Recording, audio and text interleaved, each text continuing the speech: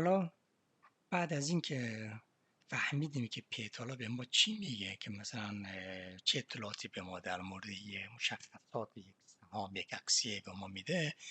مثلا ما فهمیدیم که پیتالای منفی یعنی تقریبا میشه گفت یه هشداره تا میتونیم از اون سهام‌ها دوری کنیم، یا اگر خریدیم بسیار کم و با احتیاط بخریم. و همینطور مثلا سهامایی که پیتالای بالایی دارن، بالای 30 هستن، تا اینا به احتیاط کنیم. حالا مثلا ما فهمیدیم که پیتالایی که تقریبا از 0 تا 10 هستن، سهام و شرکت ها معمولا شرکت های ارزانیه. حالا به این راحتی هم نیست که حالا مثلا هر سهامی که زیر 10 بود ما هجوم بریم اونو بخریم. نه، اینجور هم نیست. ما مثلا بعد برای هر خرید سهام، فرض کن اگه شما میخواید در سوئد بانک، یکی از بانک های سوئد، سهام بانک های سوئد بخرید، سوئد بانک رو بخرید، بهتر است که پیتال، شماره پی بانک سوئد بانک رو با بانک های دیگر سوئد مقایسه کنید که بتونید نبض بازار، یعنی نبض قیمت گذاری بانک های سوئد به دستتون بیاد. همونجا که شما میدونید مثلا سوئد بانک یکی از بانک های سوئده، یکی از بانک های بزرگ سوئده، و در کنار هم یکی بانک داریم به نام نوریا بانک که هم یکی از بانک های بزرگ سوئده. بعد ما هندلس بانک هم داریم که هندلس بانک ما آ اکسیه داره، و یک اکسیه هم هندلس بانک ما یک اکسیه دیگه ای دارند به نام بی اکسیه. حالا اگه شما بخواید تو سهام بانک های سوئد سرمایه‌گذاری کنید، نمیدونید کدومی از اینها رو بخرید، کدوم از اینها بهتره یا کدوم اینا ارزان تره. اینجا شما میتونید این پیتالای این چهار تا بانک رو که در مورد در یه بخش فینانس یا همون بانکداری با هم مقایسه کنید. هندلس بانک بیک از پیتالش 13، تقریبا میشه گفت رو برای 14. بعد همین هندلس بانک او اکسیش، حالا فرق بین آ و ب اکسیه رو بعدا بر شما توی ویدیو دیگه مفصل توضیح خواهم داد. نیاز مثلا نیه 9 ب اکسیش دور برای 14، آ اکسیش ارزان تره 9. نوری بانک دور برای 8، بعد سوئد بانک هست دور برای 7، تقریبا 7 نیم دور برای 8. یعنی ما اینجا به نتیجه گیری میکنیم که بین این 4 تاکسی که هر 4 تاشون در مورد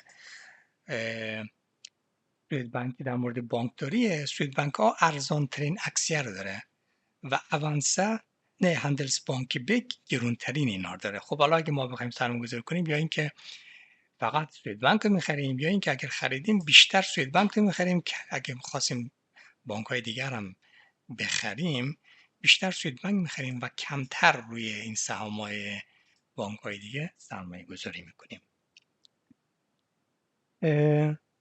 اینو به شما گفتم به خاطر اینکه بازار سهام مثل بازار خون است. فرض کنید شما می‌خواید یه خانه‌ای رو مثلا در استکهلم شما بخرید. حالا مثلا اینجا ما اینجا من خودم در سوئد زندگی می‌کنم. این منطقه‌ای که اینجا ما می‌بینیم منطقه استکهلم. شما می‌خواید یه خونه بخرید در مرکز شهر استکهلم، می‌خواید یه خونه بخرید، یه لگنهد یا یه خونه آپارتمانی. دوست دارید که مثلا تو این جزیره که سدر ملمه یه خونه بخرید. این نقطه هم که هست مثلا خونه‌های فروشیه.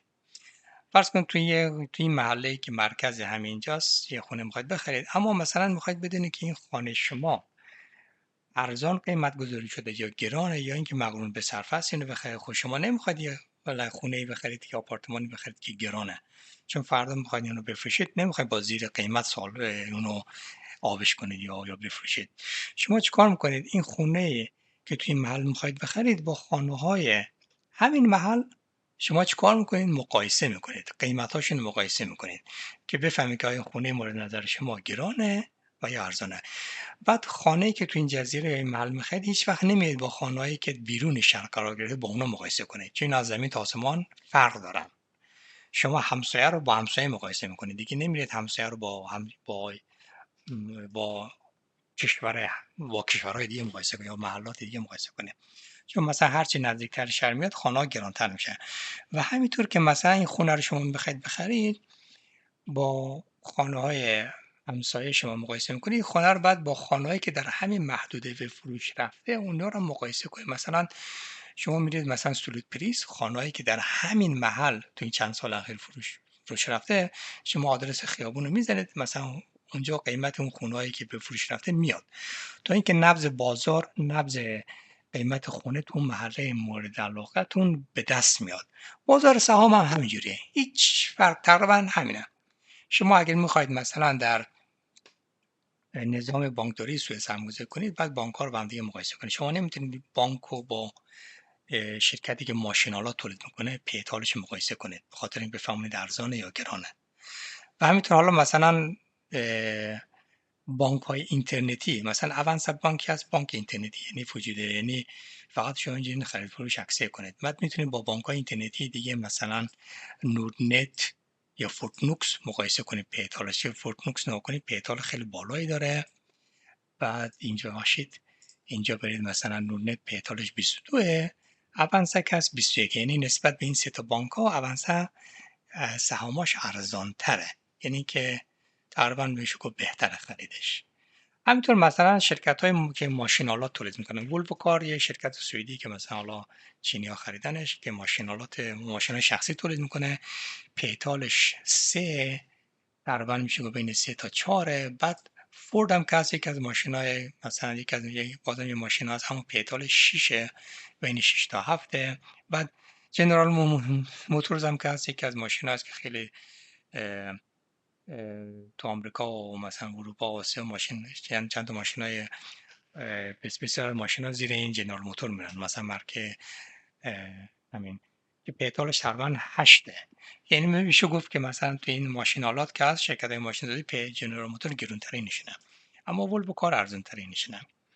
و همینطور مثلا شما اگر بخواید تو اینوستمنت بلاک، شرکت های سرمایه داری شما سرمایه گذاری کنید، اینا رو هم بعد با هم دیگه مقایسه کنیم. مثلا اینوستور که از شرکت های اینوستمنت بلاک حساب میشه تو سوئد، پیتالش 20، لینک از 16، سولدر که از 13. یعنی سولدر که از ارزان ترین پیتال داره، یعنی نسبت به این سه تا شرکت سولدر ارزان تره، با اینکه پیتالش بالای 10، اما تو برنچ خودش، تو بخش خودش ارزان ترین شرکت حساب میشه.